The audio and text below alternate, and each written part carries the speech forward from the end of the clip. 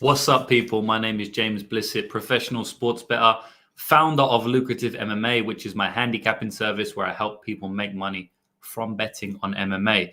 We've been doing very good this year, betting on MMA. We're up 89 units on 2021. We're up about 270-something units for the last 25 months. We've been on a little bit of a bad run recently. The last 2 weeks, we've lost 10 units and 13 units the week prior. So hoping to get back on the horse here. I mean, we're on the horse every single week, but hoping to get back in the green on this event. Decent event. Honestly, it's nothing that stands out to me on the card, but there are about 3 or 4 spots which I really like. But overall, the card's not a great card for betting. But I'm still here to hopefully make the card a little bit more watchable for you in terms of finding some value on the card. You know, as you know, if you're a long-time podcast listener, we talk about the most exciting fight on the card on this podcast. We talk about the most inaccurate betting line on the card on this podcast. And then we also touch on the main event, right? And it's always hard for me to choose them first too. The main event obviously chooses itself, even though the main event this week is maybe not what I would have chosen as the main event. I think the people's main event is probably different than the UFC's main event this week. You know, we got some solid fights that maybe could have headlined over Ketlen Viera and Miesha Tate. But obviously Miesha Tate's a big name in the sport, so I understand why they did that. But yeah, it's always hard to pick the first two segments, right? Most exciting fight and the most inaccurate line. But again, I think I found out some decent value.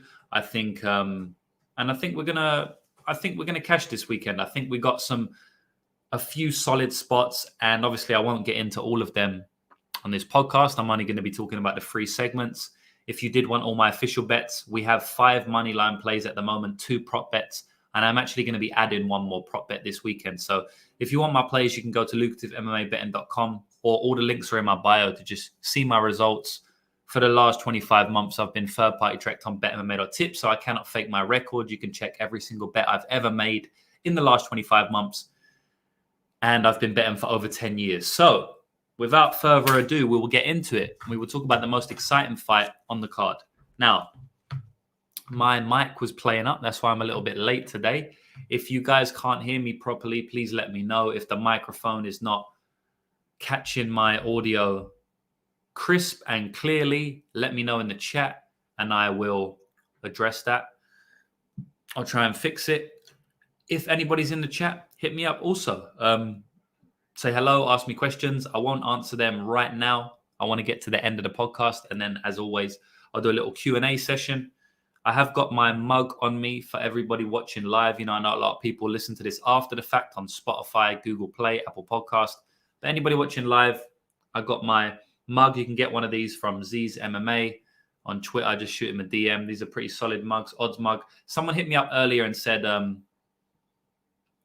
are you going to have a mug? And I said, it wouldn't be a podcast without a mug in hand, you know. But the thing about this is that it's now summer in New Zealand where I live. So I'm not really craving these hot drinks anymore. You know, I used to come on here with herbal teas every weekend. At the moment, I've got, I think this is like a cranberry herbal tea or something like that. It might be a blood orange one, actually. But I'm not really craving these hot drinks anymore. But it's kind of a habit. When I do a podcast, I need to have a herbal tea, you know, so maybe I'll switch up what I drink for the summertime. Maybe I'll have a cold tea or some shit like that. Anyway, as I said, without further ado, we'll get straight into it. I see Ben Davis in the chat saying the sound is beautiful. Appreciate that. I'm happy that you can hear me because I got some shit to say. So the most exciting fight on the card. Again, always tough one for me to pick. Anybody listening now, I'll give you a couple seconds to think what you would have picked. Maybe it's different than me. Maybe it's the same as me. There was a couple that were like in the running for this one, but I've gone with the fight that includes a fighter who has never been to decision in his professional career. And I don't think he's ever been to decision in his amateur career, if he had one. And that is Terrence McKinney and his fight versus Fares Ziam. I mean, anytime Terrence McKinney is in the octagon, you know it's going to be an exciting fight. So that's the fight I've gone for. It's a solid fight, man. I really can't wait for this one. I think it's going to be the most exciting fight on the card, if not one of the most exciting fights. You know, we never know until it actually happens. But the way Terrence McKinney fights, And even the way Farasiam fights, I think their styles match up to be very exciting. And there's not many styles that are going to match up with Terence and not be exciting. And for us, isn't in that small population. He's in the large population of fighters who, if they fight Terence McKinney, it's going to be a good fight. So we got Farasiam coming in at 12 with a 12-3 record. We've got Terence McKinney coming in with an 11-3 record. You do see that oftenly. I just created a new word out here, oftenly. But yeah, you do see that oftenly in MMA, and maybe it's just you notice it more because it's like a coincidence. But I do see oftenly both fighters have similar records. Sometimes the UFC tries to match them up together. You see like a 5-0 taking on a 5-0 or a 7-1 taking on a 7-1. The UFC does a very good job in matchmaking.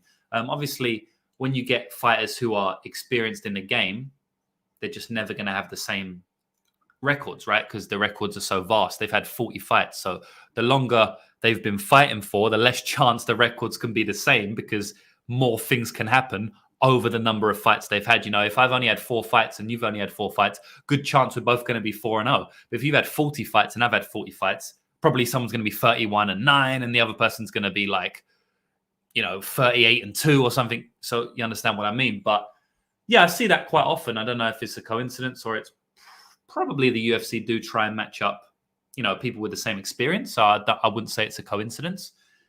But yeah, these fighters have roughly the same experience, roughly the same amount of fights. But I will say that Farasiam has an extensive kickboxing record, or so we're told. I haven't actually looked deep into his kickboxing record, but anytime he fights, even on the regional scene before the UFC, they will talk about him having an extensive kickboxing record. And obviously we can see that in the way he fights. He's a very technical fighter. He'll throw that jab out. He's very good at fighting off the jab. He's got a very, very good jab. That's what he does all his work behind. If he can't get his jab going, he can't really get the rest of his game going. And you will see that with a lot of these high-level fighters or high-level technical strikers, I should say. If they can't get their jab going, everything else kind of falls to shit. Even the biggest stars in the world, you're talking about your Canelos in boxing.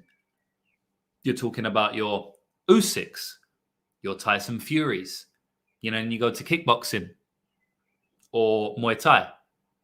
You can talk about even Rodtang. He's got a decent jab, even though he does step in the pocket more than a lot of other fighters. But even your Sanchai, who's very flashy and he'll do spinning kicks and cartwheel kicks, he still has a very good jab, So these high-level strikers, they do a lot of their work off their jab. And if you are able to disrupt their jab, they're not able to get their game going. And it just so happens that Terence McKinney is the type of fighter that will not let you get your jab going. Now, is he going to do it in this fight? It remains to be seen. But I know one thing is for sure, is that he will definitely try to disrupt the rhythm of Farasiam, and they will specifically try to disrupt the jab. Now, he might not go in with a game plan to say, I'm going to stop this guy's jab, but just how he fights stops his opponent's jabs because he's in your face, right?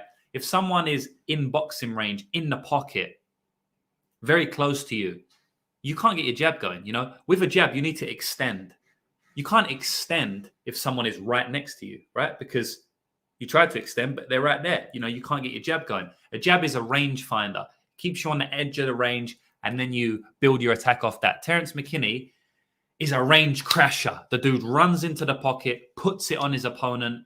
And so I do think that Farasiam is going to have to overcome that if he wants to win the fight. Now, obviously, he's fought in kickboxing for, a long time. He's obviously fought in MMA for a decent amount of time, 5-6 years now. So he's obviously had people that have tried to crash the range before. In fact, most of his fights, people tried to crash the range because he is such a good kickboxer. So they don't want to stand on the outside with him because they're going to get kicked apart. They're going to get jabbed apart. As we've already said, he's got decent knees up the middle as well. He's probably adapted that more in his MMA game because people are going for the takedowns. Good front kicks as well. He's a well-rounded, all-round striker. So he's obviously had to deal with that. Other fighters crashing his range before. So it's not to say that just because Terence McKinney is going to try to attempt, or Terence McKinney has a style that will break up Fares's rhythm, it doesn't mean that Fares is going to crumble under that pressure. He might be able to deal with that. But it is worth mentioning that the style needed to beat Fares, McKinney has it, right? Not only with crash in the pocket, like I've already mentioned, but also with the takedowns. McKinney's a good wrestler. He's got a wrestling background, and you see it in all of his fights, apart from like the last 4, because he just knocked everyone out in about 10 seconds in his last 4. If you go in his record, it's actually pretty crazy. I mean, I'm just going to talk about his last 4 fights, right? He's on a 4-fight win streak at the moment. So I'll just start from the 4th fight, and then I'll go to the 3rd fight, then I'll go to 2nd fight, and then I'll go to his last fight, right? So starting from 2021, he had 4 fights in 2021. He was out for 2 years. Prior to that, he lost against Derek Minner, who's a UFC fighter now, via round 1 triangle choke. Minner sub round 1. That's always a decent bet. But he went on a 4-fight win streak. So he took 2 years off and he went on a 4-fight, not 2 years, about a year and a half. And he went on a 4-fight win streak, right? And it was all in 2021. So his first fight, he won in 16 seconds against Dedrick Sanders, right? A 3-2 opponent. 16 seconds. That was in March. And then in April, again, he fought. If you win in 16 seconds, you can fight again in April. All good. So he fought again 1 month later. And he won via head kick in 17 seconds against Tonino Gavino, 10-4 opponent. So he won in 16 seconds. And the next month, he won in 17 seconds. 2 months later, well, in fact, a month and 5 days later, he fought Michael Irizarry Ortiz, a 12-3 opponent. He won in 1 minute and 12 seconds. So he won in 16 seconds, then he won in 17 seconds, then he won in 1 minute and 12 seconds. And then he got his shot in the UFC, right? 3 back-to-back knockouts, fast knockouts, within 77 seconds, all of them. He got his shot in the UFC. I believe he was a late replacement against Matt Frivola, as far as I can remember, but I'm not 100% sure. This was during COVID times. This was about, still during COVID times now, right? This was about 4 months ago. Pretty sure it was during a late replacement, but I'm not 100% sure. We can actually check that now. But he comes in to fight Matt Frivola, right? Matt Frivola's a big favorite in this spot, minus 200 favorite. And I can confirm it was a short notice fight. Frank Camacho, Matt Frivola was meant to fight. Camacho pulled out. Terrence McKinney comes in. And, McKinney, big underdog, plus 180 underdog. And Matt Frivola's minus 200 favorite. Matt Frivola's known for being durable, taking punishment, dog fight. Terrence McKinney knocks the dude out in 7 seconds. One of the fastest knockouts we've ever seen in his division in the UFC. And he steps into the octagon with an absolute bang, right? He celebrates accordingly, does like a flip or a roll or some somersault or some shit. And he blows out his knee, injures his knee, right? I don't exactly know what he done. He obviously didn't do anything that severe because he's coming back now 5 months later. So obviously the knee injury wasn't too bad. And now he's a minus 110 pick'em against Forrest Ziam. So this is a real interesting fight to me. As I've said, this is the most exciting fight on the card because Terrence McKinney's style, any fight he's in is going to be the most exciting fight. And if you don't know Terrence McKinney and you don't know how exciting his style is, you probably know now because I've just told you that his last 4 fights have finished like within 77 seconds, all of them. And in fact, 3 out of the 4 have finished within 17 seconds, the latest. So the dude comes to bang. And even if you go back throughout his record, all of his fights finish in round 1. And if they don't, they definitely finish in round 2 or round 3. So out of his, let's have a look here. Out of his 14 professional fights, he's only been out of round 1 twice. That was once early on in his career against Brandon Todd, a 5-1 fighter when he was 3-0. And he actually won that fight in the 3rd round. Heel hook, 43 seconds. Now, I can't get tape of that fight. I can't get footage. But what it shows me is that he doesn't fall apart after round 2 or round 1. He's able to get a win in round 3. Now, it was a heel hook, so who knows? He could have been getting destroyed, completely gassed out, and he just got a lucky heel hook. But I don't think so because we also saw him get out of round 1 again against Sean Woodson on the Contender Series. This was a couple of years back now. And Sean Woodson obviously is doing very well in the UFC at the moment. He made a bang last week. He knocked out Colin Anglin in the 1st round. So Sean Woodson is a decent fighter. And he was actually dominating Sean Woodson with the wrestling. He took Sean Woodson down multiple times. He had Sean Woodson's back for multiple minutes, sunk in hooks, Almost choked out Sean Woodson. I don't say almost choked out because he just sunk a choke in. He didn't almost choke him out, but, he did have the choke around the chin, bottom of the chin at one point. So, on another day, maybe he would have sunk that in a little bit better, but Sean Woodson did well. He stayed composed. He got back to his feet. And in the second round, they started again. Terrence McKinney does the same, takes him down again. Sean Woodson gets back to his feet. Terrence McKinney shoots him for another takedown. Why wouldn't he? He's been dominating the wrestling so far. Sean Woodson times a perfectly timed flying knee, knocks Terrence McKinney out. But something I take away from that fight is that, first of all, Sean Woodson got decent takedown defense, so it was pretty good to see Terrence McKinney able to take Sean Woodson down multiple times, able to control him as well, which is obviously always good to see. He's very good at taking the back, Terrence McKinney, and very good at putting that body triangle in. He's actually very, very high level at it. I don't want to say elite because we haven't seen him do it to anybody elite. The best person we've seen him do it to is Sean Woodson. But I will say that he has the potential to be elite at that small specific part of MMA, which is taking the back and putting a body triangle in, right? That sequence there, he has the potential to be elite at that because, these transitions, the way I see him do it, the way he finds the back is very, very high level. So, that was a good thing for me to see. And obviously, we touched on his cardio initially because he's been out of round one only twice. You're always hesitant to say he's got good cardio because we just haven't seen it tested, right? But in that Sean Woodson fight, he got knocked out 2 minutes into the second round. He looked completely fine, honestly. He looked fine on the stool. He didn't look tired in between rounds. And then he didn't start slow in that second round. It didn't look like he was even slowing down. So I have no reason to believe Terrence McKinney has bad cardio. But we will say it is still a question, especially in a grindy type fight. Although he does grind a lot of his wins out. But I won't say he grinds a lot of his wins out. His wins start grindy, but then he just gets the choke, right? So he takes him down, but then he's able to get the choke. So, there is questions on his cardio just because we haven't seen him go to decision ever in his career.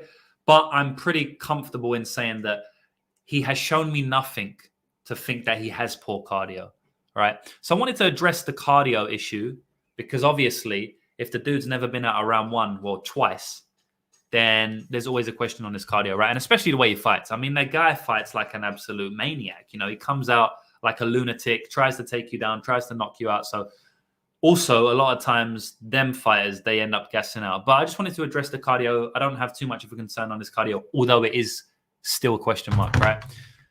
His style is a lot different than Fares Ziam, right? He isn't technical. Obviously, there's a level of technique and there's a level of technicality when you're fighting in the UFC and when you're 11-3 and you've got multiple knockouts on your record, like 4 or 5 knockouts. There's a level of technicality there.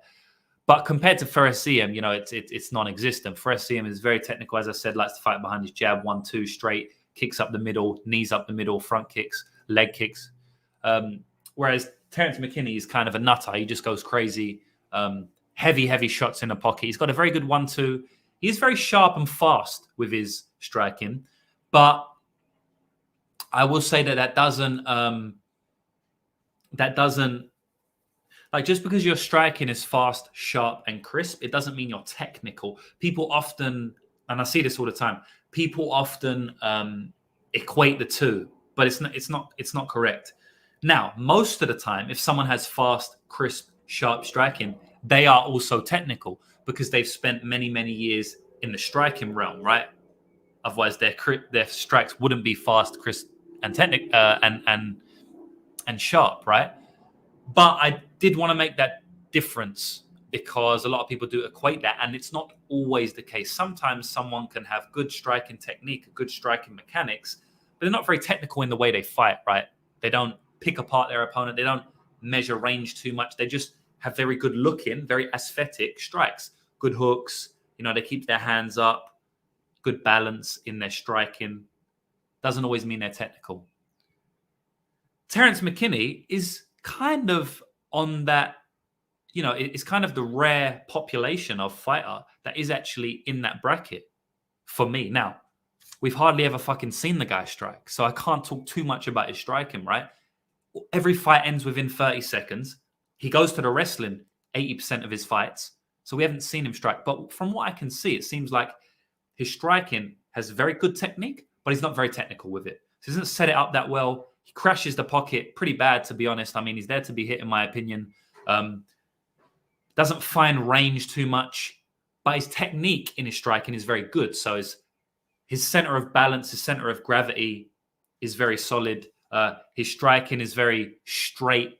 There's not too much fat on his punches.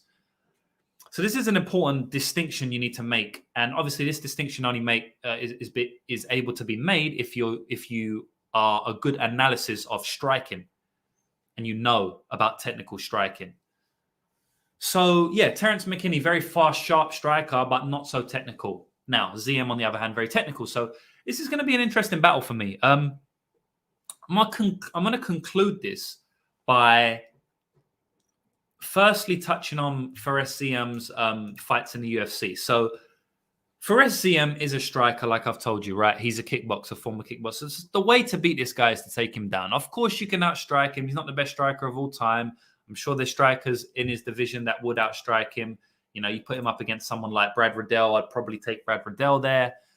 You know, you put him up against some other strikers in the lightweight division, I'd probably take them. Of course, he's not the best striker in the lightweight division. But I will say that the way to beat him is probably the wrestling. You know, even if he fought certain strikers, even if he fought Brad Riddell, I'm pretty sure Brad Riddell would take him down a couple of times, right? So, Terrence McKinney, in my opinion, should go to the wrestling in this fight. Now, I'm not confident he's going to do that. Reason being is because he's won his last 4 fights by absolutely devastating first-round knockouts. You know, most of them within 17 seconds. So he's obviously got a love for the striking.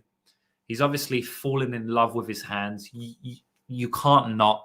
You know, I don't care how much of a wrestler you are. I don't care how much of a good jiu-jitsu fighter you are. If you knock 4 opponents out in the first round, and if you knock 3 of them 4 opponents out within 17 seconds, you're going to fall in love with your striking. You're going to think you're the world's best striker. You're going to think you can knock anybody out. This is a fighter's mentality. Maybe you and me sitting down watching or listening can't understand it, right? But if you're a fighter, first of all, your belief has to be through the roof anyway. That's why a lot of fighters come out with delusional statements, right? They do, you know, all the time. You know, we can talk about the main event. We can talk about Miesha Tate, talking about she can beat Amanda Nunes. Now, I never want to disrespect a fighter and say they're delusional, but at the end of the day, fighters have a history of coming out of delusional statements. The reason being, right, it's not just like, oh, yes, delusional statement, let's just move on. Like, no, you have to look about the psychology behind that delusional statement. The reason they come out of that delusional statement is because they believe it. That's the definition of delusion, right? You believe something that's just categorically not true and everyone else knows it, but you don't know it, right? I don't know what the Oxford definition is, but that's my definition. And so there's a reason that they are delusional. It's because they have so much self-belief. But there's a reason why they have so much self-belief, because you need to have that self-belief in the fight game. If you do not have that self-belief, you will not go very far. The mind is a very powerful thing. If you do not believe in yourself, you probably won't achieve what you want to achieve because you don't believe you can achieve it, right? So, to conclude that in the form of Terrence McKinney's mindset going into this fight, which is what we're trying to do, right? At the end of the day, this is sports betting. We're guessing. I always say, this is one of my mottos, this is one of my quotes, what I'm trying to make famous in the MMA betting industry is that you want to make as little guesses as you can, right? But you still have to make fucking guesses, right? So, putting yourself in the mindset of Terrence McKinney, I'm pretty sure that this guy thinks he can knock anyone out, right? Of course. So I think he thinks he can knock Fares Ziem out, and I think he's going to try and knock Fares Ziem out. I don't think he's going to go to the wrestling, at least not initially. So how I see this fight playing out is that Terrence McKinney's going to come out there and do what he always fucking does, throw heavy head kicks, 1-2s down the pipe, 100% power, and hope to knock out Fares Ziem. Now, will he do that? By the way, highly possible, okay? The guy is an absolute beast. The guy has got 4 knockouts in a row, devastating knockouts. He probably can knock anyone out. I mean, if him and Poirier fight 100 times, probably knocks Poirier out 1 or 2 times. Do you know what I mean? Like, he fights the champion, Charles Oliveira. He probably wins a couple of times with knockouts in the first round against Charles Oliveira. So the dude can knock anybody out, right? So it could happen. And obviously, he's not fighting Charles Oliveira, so I think his odds of knocking out Fares Ziem are dramatically higher than fighting Charles Oliveira. So, look, I think that he's definitely live to knock him out, and I do think that's what he's going to attempt to do. But the way I see this fight playing out more often than not because that's what we're doing when we're sports betting, right? And this is an important distinction that everyone needs to make as well. When we're sports betting, we're not thinking of, what's going to happen or definitely not going to happen. We're thinking about what's going to happen most of the time, right? Or what can we see happen the majority of the time? And the majority of the time, I think that Terrence McKinney tries to knock Fares Siem out early, but I don't think he does. I think Fares Siem is a smart fighter. I think he's got a decent chin as well. We saw it tested in that third round against Luigi Vendramini, but he wasn't as hurt, nowhere near as bad as the commentators said. The commentators are very loud. They shout. They make you, maybe they over dramatize things in the fight. That's actually their job, right? They have to, make the fights exciting. And I think that third round was a little bit overblown. I don't think Fares was as hurt as much as the fighters said, the commentators said, but I do still think he was wobbled. But I do think he has a decent chin at the end of the day, right? He's been choked out twice, but he's never been knocked out. Not in MMA. And he's took some, heavy shots. Nothing crazy. He hasn't fought very solid guys, but he has took some decent shots. I've seen him take some shots. I think he's got a decent chin. So I think Terrence McKinney, the majority of the time, probably tries to knock him out, but doesn't knock him out, right? And then that's where it's getting a bit tricky for me to see, because on one side, Terrence McKinney may get jabbed a couple of times after not being able to knock him out and then go, all right, fuck it, I'm just going to continue to try to knock him out. Or he might say, all right, let me go back to my wrestling roots, which is what I'm leaning to, because before the UFC, before his last 4 fights, before his run to being called up to the UFC, before that 4-fight winning streak, he was using his wrestling in every single fight. He'd blitz forward first and he'd go for the strikes like he still does, but then he'd go for the takedowns. The reason he'd blitz forward is to get the takedown. So he's obviously still a wrestler at heart. He will always be a wrestler at heart. And I think that once he realizes he can't knock out Fares Siem early, which, again, he might do, I think he's going to be able to get the takedowns. Fares Siem's got good takedown defense, but I'd say he's got average takedown defense. I'm not going to say he's got good takedown defense. I'm not going to say he's got bad takedown defense. I do think he's very improving. I think he's improving pretty fast as well. But I do think Terrence McKinney's probably able to get him down here. And so to conclude the fight, I think that it's a decent fight for Terrence McKinney because, first of all, he could knock him out. He can knock anyone out. But if he doesn't, I think he can grapple him. So I see him win in multiple ways. I think he can win a decision, just by grappling time. But I will say that if it goes to decision, I probably do have to favor Fares Siem, because if it goes to decision, it kind of tells me that Fares Siem was either able to get defend the takedowns, or at least defend the submission attempts, and probably pick him apart on the feet, right? So I'm going to go with Terrence McKinney in this fight to get the win. I don't know the method of victory because, as I say, I can see all method of victories. I would say it's inside the distance. I would say either via submission or knockout. And if you put a gun to my head, I'd probably say, okay. All right. Terrence McKinney via submission. Okay, so that's what I'd do. Mind my poor acting, anybody watching live. But yeah, I would say that Terrence McKinney probably wins via submission. But again, I can see him winning a decision, although less likely. And I could also see him winning by knockout. So yeah, my prediction for this fight is Terrence McKinney to win. -110, not a bad bet. Boom. All right, next fight. Now, the next segment of the podcast is going to be the most inaccurate betting line on the card. So for those of you who are long-term listeners, first of all, thank you. Second of all, we do the most exciting fight on the card. Then we go to the most inaccurate betting line on the card. And this one's always a motherfucker. At the end of the day, picking an exciting fight, it is usually hard, but it's kind of obvious because there's, about 3 or 4 exciting fights and I just have to pick one, right? Now, the most inaccurate line, it's always hard because, I'm just guessing at the end of the day. But this one is pretty obvious. She is the biggest underdog on the card, and that's Joanne Wood, formerly known as Joanne Calderwood.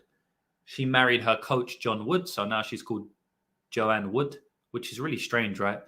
She was called Joanne Calderwood, and then now she's called Joanne Wood because she married a dude with a surname called Wood. Calderwood. Joanne Calderwood married a dude with the second name Calderwood. Ha! It's pretty funny, eh? All right. Anyway, enough of that. Enough of the dad jokes. I'm going to be a good dad, guys. I got all the jokes. So, yeah, look, I think this line is wide, man, at the end of the day. I do think Tyler Santos is going to win, but I think the line is wide. I mean, I don't understand how you can make Tyler Santos minus 350 in this spot. You know, at the end of the day, Joanne Wood has fought the best of the best. You know, maybe not the best of the best, but the best of the best. You know, she's fought everyone in her division. She's won over good fighters in her division. You know, she got a split win over Andrea Lee, who obviously just showed out in her last fight against Cynthia Calvillo. And I mean, who the fuck has Tyler Santos fought, you know? That's a big thing in MMA, guys. It's level of competition. It's a really big thing. It's actually one of the main things that I look for in MMA, but it's probably top 3, top 5 things I look for is level of competition. Because we see this time and time again, you know, fighters are looking great, but they just haven't fought anyone. When they take that step up, they crumble, you know? And I'm not saying it's going to happen here. Again, I'm predicting Santos to win this fight. But I think the line is absolutely ridiculous. And I think Joanne Wood can just make it close here at the end of the day. That's why I think the line is wide. Look, Joanne Wood, she never really gets dominated in fights. You know, we've never really seen her dominated. We've seen her subbed in round 1 a couple of times. Jennifer Maia, Jessica Andrade. But other than that, you know, she has never been dominated. You know, she either loses, she either wins or she loses close fights. So, I mean, I'm not really sure Tyler Santos is going to go out there and dominate her. Maybe. But Tyler Santos doesn't really have an amazing submission game. She's got a good wrestling game. And I do think she'll be able to get takedowns on Joanne Wood here. And I think that could spell trouble for her. But she ain't got an amazing submission game. So I do think that, you know, Joanne Wood, even though she'll probably be taken down, she probably will be able to get back to her feet. And if she does, I think the striking is, you know, it's either the striking is either equal or I think Joanne Wood is a better striker. Honestly, she has way more tools. She throws way more diverse type of strikes. You know, like Joanne Wood will throw spinning back fists and stuff. She's got a good high kick. She's got good teep kick. She's got good leg kick. She's got good knees. She's a good Muay Thai practitioner. You know, she'll fight with all her limbs. You know, she'll fight with all her 8 limbs. Whereas Tyler Santos, she's kind of rudimentary, even though she's very good technically. She's rudimentary. You know, jab 1-2 leg kick, jab 1-2 leg kick. You know, she's pretty rudimentary. So, you know, I'm pretty comfortable in saying that if the fight's on the feet, it's going to be very close and probably slightly into Joanne Wood if it was a 15-minute kickboxing fight with MMA gloves. Now, obviously, it's not, right? It's an MMA fight. So Santos is obviously live to get the takedowns. And I do think she will get the takedowns. But, you know, we've seen Joanne Wood work to her feet multiple occasions. And so I think that unless she gets submitted here, I just think it's going to be a close enough fight. And so if it's going to be a fairly close fight and you're giving me plus 270, which is what it's at now, I'm going to be betting that all day. I don't give a fuck if she wins. I'm not predicting her to win. And this is what some people can't get their head around in sports betting, and I just don't understand why. I'm not predicting Joanne Wood to win, but I'm still betting her because of the line, right? And I've done this throughout my whole career, and that's why we win money constantly every single year since I've started tracking on BetMMA and since I created my handicapping service. It's because we bet on inaccurate lines, you know, and it just so happens that if you're betting on that inaccurate lines, most of the time you're going to be betting on winners. But betting on winners is a byproduct of betting on inaccurate lines. It's not the other way. So, you know, it reminds me of my bet on, and I always go back to this one, but there's loads, man. If I go on my BetMMA.tips now and I bring up my record, probably about 30% of the bets I have are on fighters I think going to lose. Right? And probably about 15% cash, you know? And obviously, if I think they're going to lose, but I'm still betting on them, the odds have to be pretty high, right? So if I'm betting on odds that are high, then in the long term, I'm going to win. Like, I remember when I bet on Brandon Moreno against Davison Figueiredo at plus 200, I didn't think Brandon Moreno was going to win, I was calling it a pick 'em fight. I lean Figueiredo maybe a little bit. I can't really remember exactly now, but I remember it was in my mind. I was like, this is a fucking close fight, man. I can't call it. This was obviously in the rematch, right? And it's a close fight, but Brandon Moreno was plus 200. I'm like, okay, I'm not saying Brandon Moreno is going to win the fight, but I'm going to bet on him anyway. And the guy completely dominated the fight, right? So, but I got plus 200. So even if he didn't dominate the fight, I got plus 200. So over the long term, if I win half of them bets, I'm laughing. I'm earning loads of money. And I only need to win half. If you're betting minus 300s, minus 400s, you got to win like 80, 90% of your bets to even earn money, right? So this is why we bet inaccurate lines. This is why we bet big underdogs when the line is right. But not just big underdogs, just any line that is inaccurate. So yeah, I just think the line's inaccurate. But I am actually picking Tyler Santos to win. I think that she's, the younger girl. She's fresh in her career. She's only lost once. She only looked bad once against Romero Barella. After that, she fought Gillian Robertson. She fought Molly McCann, Gillian Robertson, Roxanne Modafferi. And she dominated Roxanne Modafferi, which was, Roxanne's not a great fighter, but I mean, Roxanne just absolutely zero in that fight. Gillian Robertson also, the same thing, did absolutely zero in that fight. Molly McCann as well, honestly. Like, she's looked really, really good. So I am picking her to win. So I think you can make her a favorite. I think you can make her like a minus 150 favorite. And then, like minus 175 is like the time I'd probably start to get involved on Joanne Calderwood. If Joanne's like plus 190, I'll probably get involved there. At plus 150, I might not get involved. I mean, maybe, plus 175 is probably the range where I'd start to get involved on Joanne Calderwood. Because I do think that my girl, Tyler, should be a favorite, So yeah, I mean, that's it broken down. Pretty simple. I mean, I don't have too much to say about it. I think the wrestling is going to be a problem for Joanne, but I think she can work back to her feet and make it close on the feet, at times. So yeah, that's it really. I'm personally taking a shot on Joanne Calderwood. Joanne Wood, and yeah, let's go. All right, now we got the main event. And sorry, my energy is a little bit low today, guys. I had a workout this morning, and people say when I have a workout, they feel buzzed, and I do for like half an hour, and then I feel fucking tired. So I'm a bit tired right now, so the energy is a bit low for the podcast, but at the end of the day, the information is still exactly the same. And my energy is pretty low, so I'm able to articulate my thoughts a little bit better, it seems like. I don't know if you guys have listened to me for quite long and you also agree that I'm articulating my thoughts better in this podcast than some. Sometimes I struggle to find my words and articulate certain points, but I believe in this podcast it just seems a little bit easier to get my thoughts out. So hopefully that is happening. Hopefully that makes up for the lack of energy here. At the end of the day, all we want to do is profit, right? We don't give a fuck about energy. We care about dollars in our bank account. We care about that green being deposited in the bank account, right? So now the main event of the evening. Ketlen Viera versus Miesha Tate. A good old-fashioned minus 110 pick'em.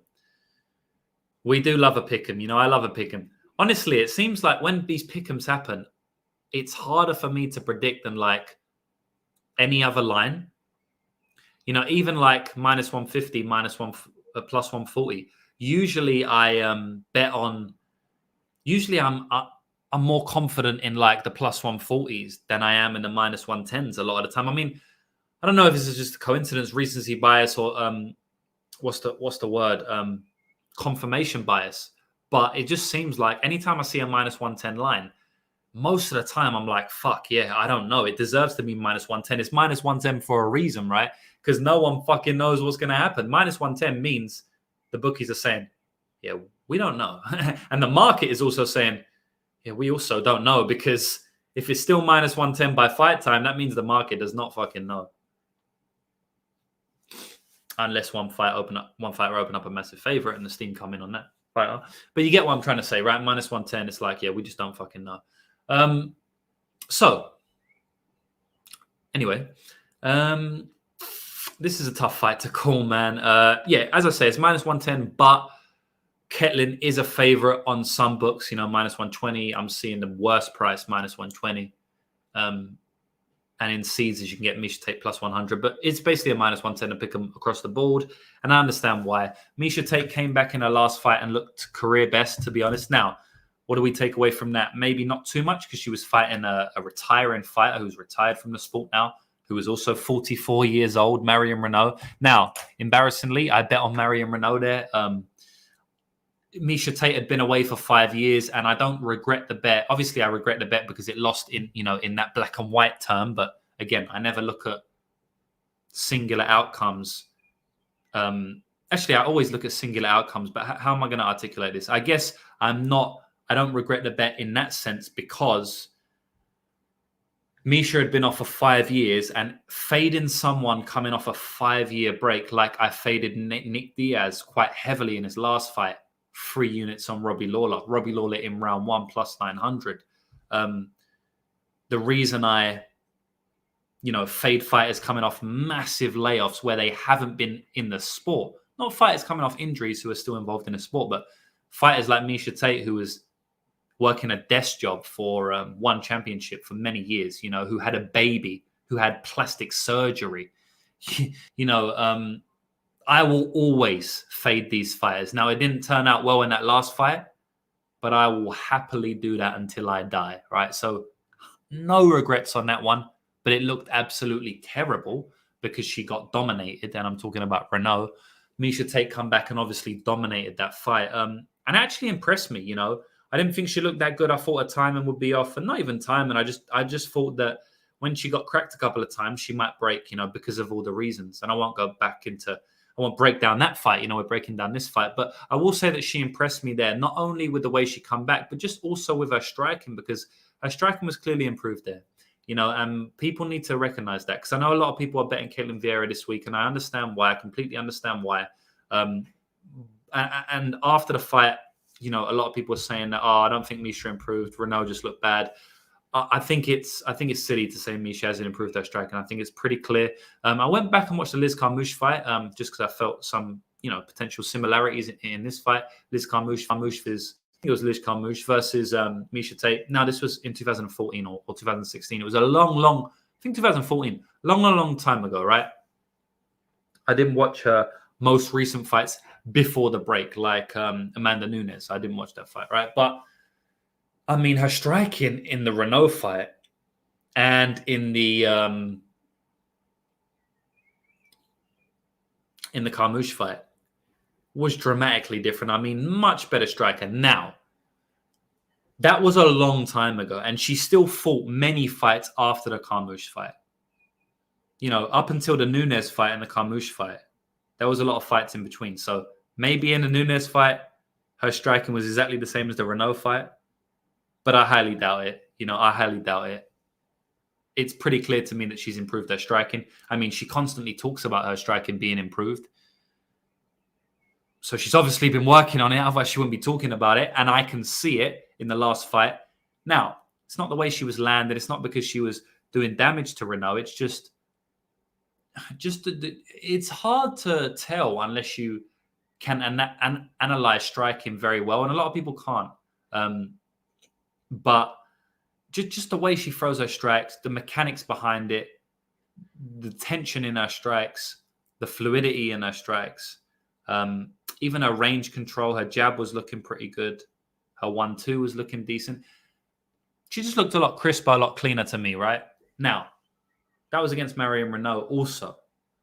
So just because she's improved her striking doesn't mean that she's going to outstrike Ketlen Viera here. Ketlen Viera also not a very good striker, honestly. She's quite powerful. She will walk forward, but she will eat shots. She's not the greatest, and she can be a bit hesitant at times if she is getting caught. It's funny because if she gets caught, sometimes she can just steam forward. But I have also seen her be hesitant in fights, so I guess it's just how she's feeling at the time, how she reacts to her fight style. This fight is so hard for me to call, guys. I really don't know how it's going to go. Honestly, the minus 110 is all right for me. I don't want to talk too much about this fight because I don't have the great read on it. I'm going to go with Miesha Tate just because she's got a 5-round experience. which could come in handy here, which probably will come in handy. I'm not 100% sure Ketlen Viera has great cardio. Haven't really seen her push high paces in round 3 from what I can remember from tape. Whereas I have seen Miesha Tate go hard 3 rounds. I've seen her go hard 5 rounds. I mean, she famously got that 5th round submission against Holly Holm to win the title back in the day. So we know Miesha Tate will grind through. She's a tough cookie, tough cupcake. She will push through adversity. We've seen it multiple times in her career. Even in that Ronda Rousey rematch, she got to the 3rd round with Ronda, and she almost had her arm snapped off about twice in that fight. Don't even think she tapped she definitely didn't tap the 1st round. Her arm was completely gone and she didn't tap. I mean, she will fucking push through. And I'm not sure I can say the same about Ketlen Viera, right? So I think the 5th round favors Miesha Tate quite a bit here. But other than that, I think they're very similar fighters. They got rudimentary striking, but they're very tough. They do have, some power. Ketlen has more power than Miesha, in my opinion. Both girls are pretty big. Ketlen's big for the division. Miesha Tate's not small. They're both wrestlers at heart. They like to get the fight to the ground. Ketlen Viera impressed me. I mean, actually, didn't really impress me too much, but she impressed me with a submission against Sarah McMahon, right? Because it's good to submit Sarah McMahon, but we've seen Sarah McMahon submitted a couple of times now, so she kind of just drops the ball in that regard. But she was able to take down Sarah McMahon, which is good, but, because Sarah McMahon's a great wrestler, Olympic wrestler, I believe, but Ketlen Viera, it's not like she was blasting doubles or, it was a, I'm not going to say it was a lucky takedown, but it was a tricky, sneaky takedown, which I don't think happens many times them girls fight. I mean, maybe over the course of 3 rounds, but she had her up against the cage and then it was a lull in the action. Sarah McMahon kind of just rested a little bit. And as she did that, Ketlen just kicked the back leg out and threw her to the ground. And then she was able to get the arm triangle. So, it's not like she took her down old-fashioned way. So, although, yeah, it looks good on paper taking down Sarah McMahon. I mean, it looks amazing. I don't, context is everything in MMA betting, and people don't want to admit that. I mean, I guess they do admit it probably if you actually spoke to them personally, but just the takes I see on Twitter, people just don't look at context. They just look at the end result, right? Which is why most people are not successful at this game. But, yeah, I think the fight's super close, and I'm not sure if either fighter can get the takedowns here. They're very similar. So they both like to get takedowns, and they both, do a bit of boxing on the feet just to get in the clinch range. I don't know who's stronger. I don't know who's going to be able to take who down. I don't know who's going to be able to get up if they do get taken down. It's hard for me. I honestly don't know. So it's hard for me to make a prediction. But because of the 5-round experience, because of the experience in general, and because of the improvements I've seen in the striking, I will say that Miesha Tate wins this fight. Probably a close fight for the first couple of rounds, but I say Miesha Tate pulls away in the end. I do want to bet Miesha Tate, but the questions that I had of her against Renault are still there a little bit. I thought that once she starts getting hit by Renault, she could fall apart. I actually also bet Renault inside the distance at like a crazy number, like plus 600 or something, because of that, right? Because I thought that once she starts getting hit, she might fall apart. And so I feel like that is still there because she didn't really get hit in the Renault fight. So we didn't see her have to come through adversity. And I do think we're going to see that a lot more in this fight. So that's probably the reason I'm staying away from Tate. If I knew that she could weather the adversity, like if this fight was 5 years ago, I mean, if she didn't have a break, I'd probably be betting Tate here. I definitely would be betting Tate actually because of the 5-round experience and the cardio edge, the perceived cardio edge. But at the moment, I can't do it here. Maybe I'll watch the Renault fight again because I don't know. I just got a feeling that Tate's going to win. And at the end of the day, you can't bet on feelings. But my feeling is also rooted in the fact that it's a 5-round fight and she's got so much more experience than Ketlen. And I did see striking improvements, clear striking technique improvements. Forget about if Renault wasn't there. Even if I saw her do it against nobody, if she was just striking in the octagon, it doesn't matter who the fighter was because people want to discredit that performance because it was just against Renault. And I understand, but I don't think we should throw the performance out because I think that's what a lot of people who are betting Ketlen are doing. They're basically completely throwing a Renault performance out, saying Renault was 44. She was retiring also. It means 0. I don't think it means 0, right? I don't think it means 0. It actually proved a lot to me. But obviously, there's still a lot to be proven.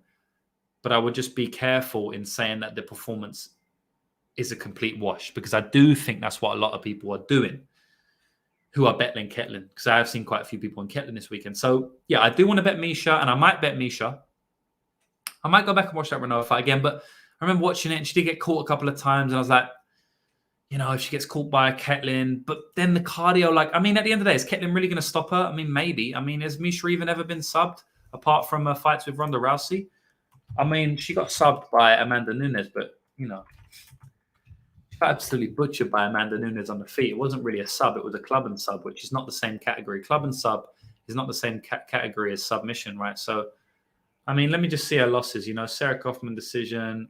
Obviously, Ronda Rousey, yeah. Yeah, see, she's never been subbed other than that. Rinna Kai took her down a couple of times. Sarah McMahon took her down a couple of times. Her takedown defense ain't great, but, she works up to her feet pretty well. It's a close fight, It is a close fight. But the big thing in this fight, and, I'll conclude it here because I don't want to keep repeating myself, but the real big thing in this fight for me, because I just think their skill sets are so similar, the big thing in this fight is it's just the 5-round experience, the fact that it's a 5-rounder, and the cardio. Because I don't see Ketlen stopping Miesha. So if she doesn't stop her, do I really see Ketlen Viera winning the 4th and 5th rounds? I don't know, man. I doubt it.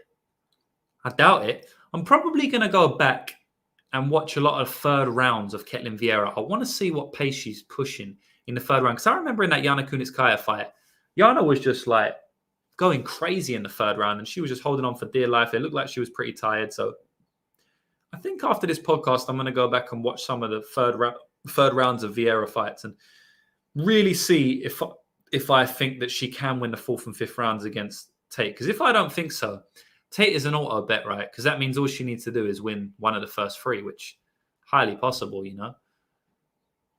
And then, if Ketlen is really gassed in the 4th or 5th, maybe Miesha can even stop her in the 4th or 5th. So I think I'm going to look at that. But yeah, at the moment, I lean Miesha, and I'm gonna say Miesha wins the fight. I'm going to say she pulls away in the second half of the fight, midway through the 2.5 round. I'm going to say she pulls away. Yeah. But that's it, guys. I've done the whole podcast. So just a little recap. Most exciting fight on the card is Forrest CM versus Terrence McKinney. I'm going with Terrence McKinney via submission for you crazy prop bettors. And then the most inaccurate betting line on the card, I've gone with Joanne Wood over Tyler Santos, predicting Tyler Santos to win that fight via decision. But I do think Joanne Wood has a ton of value at plus 270, plus 290. And in the main event of the evening, I've just spoke on that. I'm predicting Miesha Tate to win that fight. So there we go, guys. That's everything. Thank you, everybody, for listening or for watching. Any of you watching live, and if you've interacted with me in the chat, I will now address the chat. For everybody listening via the podcast apps, Spotify, Google Play, Apple Podcast, I appreciate it. Give me a like, give me a thumbs up on YouTube, but also give me a rating on Spotify. I think you can do that. You just click 5 stars. On Google Play, Apple Play, I'm not 100% sure how to do it, guys, but it's 2021, so I guess it's just on the app, and it will say write a review there. I'll very much appreciate it. I've sat here for the last 53 minutes and gave you a breakdown, and I'm going to go through the chat now. So if you could return the favor by leaving me a review, I'd appreciate that. But if not, so be it. You're under no pressure to do that if you don't want to. So yeah, thank you, everybody. I appreciate it. And I will see you in the next podcast.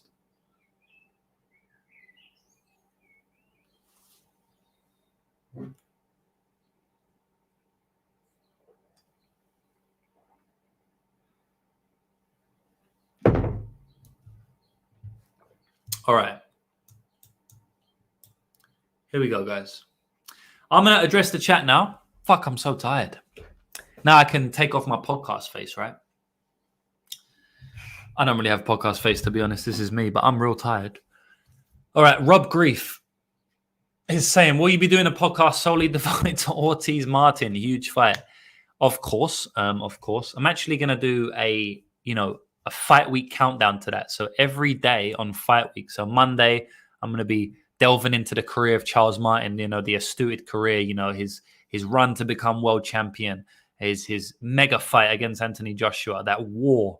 And then his bounce back career after. He walks the earth like a god at the end of the day. So yeah, I'm going to be doing that. Tuesday, I'm going to be talking about Luis Ortiz, the youthful Luis Ortiz. And then no is my answer to that one. Reza Zandi, what's up? What's up, bro? Lock of the night.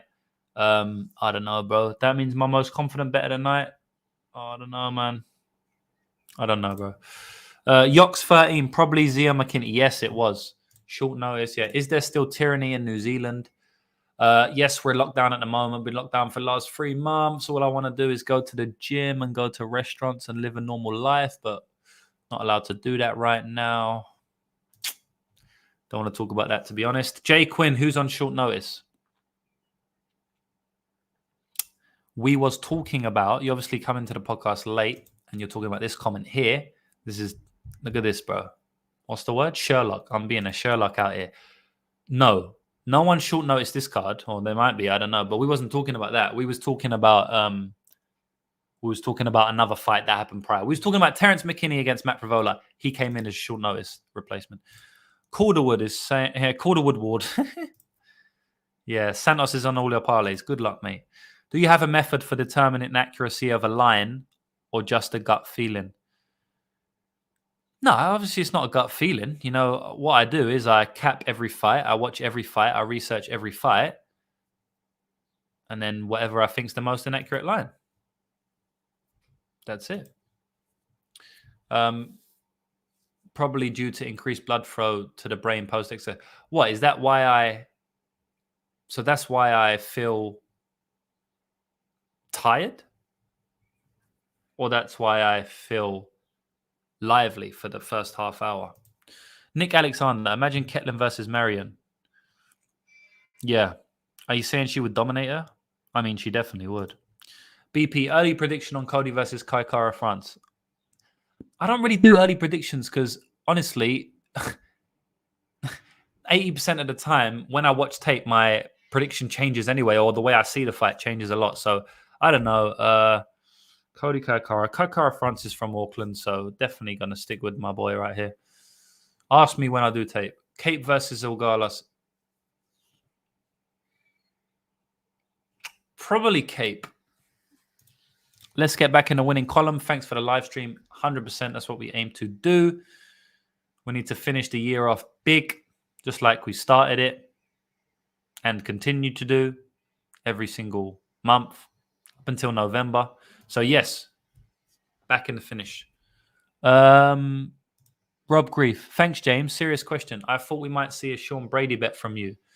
Do you like him or Chiesa? I don't know. I'd probably lean Chiesa at the price, plus 130, but it's not enough for me to get involved. I have no action on this fight. A lot of questions out on Brady.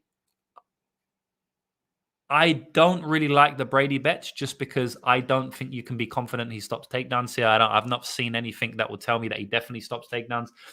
He's obviously got a good base. Very, very fucking strong guy. I've seen him stuff takedowns, but I don't think there's anything in tape that shows me that I'm confident that he is going to stuff takedowns from Chiesa. It's just an unknown, right? It's not like I'm not confident he's going to do it, but I'm not confident. So it's an unknown. So if it's an unknown, stay away.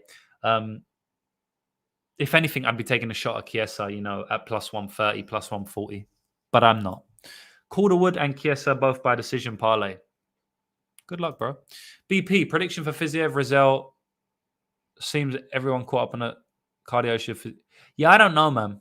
I don't know, bro. Honestly, I don't know. That's a close fight. When Tate fight, I have increased blood flow to my... All right, bro. Good to know. Good to know. Thanks for letting me know. Nick Alexander, that's why you're articulating better equals blood flow to the brain. Maybe I should work out before every podcast. Just bang like 50 push-ups before a podcast. Nick Alexander, Tate Martin dressed as lamb now with plastic look. All right. That's it, guys. Bang. I've answered every question. post stream, and I'm gonna go and lay down. I'll probably do some more work, honestly. Actually, I'm definitely gonna need to rewatch some of Ketlen's third round fights, because maybe I'll be betting that. Anyway, thanks guys, and I'll be back next week.